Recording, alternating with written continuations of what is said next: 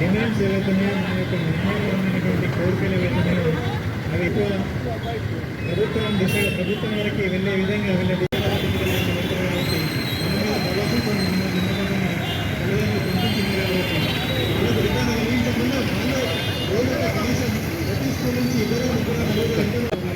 కేసీఆర్ గారు నమస్కారం.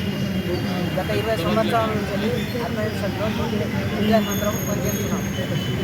కాంగ్రెస్ గవర్నమెంట్ ఏదో పిలిచి పత్రికా మాకు ఏంటంటే సాలరీస్ పెరిగినాయి. ఇంతవరకు టీఆర్ఎస్ గవర్నమెంట్ తెలంగాణ గవర్నమెంట్ ఇంతవరకు పట్టించుకోవాలి. ఒకటి అది సుప్రీంకోర్టు ఇచ్చిన తీర్పు ప్రకారం సమాన పనికి సమాన వేతనం ఇవ్వాలన్నాం. అది ఇంతవరకు పట్టించుకోవడం లేదు. పక్క రాష్ట్రాలు తీసుకున్నా కానీ 2014 వరకు చేసిన ఎంప్లాయీస్ను రెగ్యులర్ చేసి ఆంధ్రలో దాని గురించి కేసీఆర్ గారు సాక్షాత్ అసెంబ్లీలోనే కాంట్రాక్ట్ బేసిక్ వాళ్ళందరూ రెగ్యులర్ చేస్తూ ఉన్నారు. ఆ మాట ఎటువైంది? ఎలాంటి ఉద్యోగస్తులందరినీ గుడ్ న్యూస్ అన్నారు. ఆ గుడ్ న్యూస్ ఏది? అందరూ సమర్పంటాం.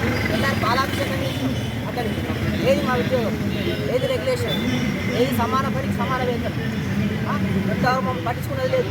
ఇట్లా భార్య పిల్లలతో ఎన్నో అవస్థలు పడుతున్నాం. ఇప్పటికి మా వయసు ఎంత 50 క్రాస్ అయింది.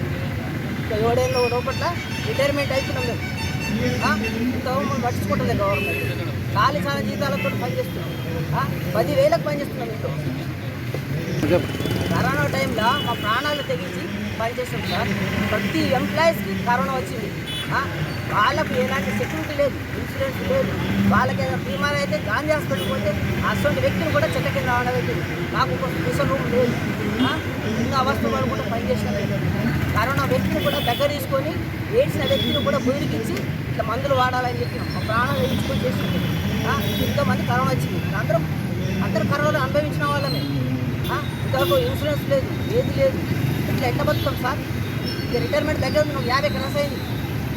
మా మీద దయగలిసి మేము రెగ్యులర్ చేస్తారా, లేకుంటే సమాన వేతనం ఇస్తారా? ఇవ్వండి.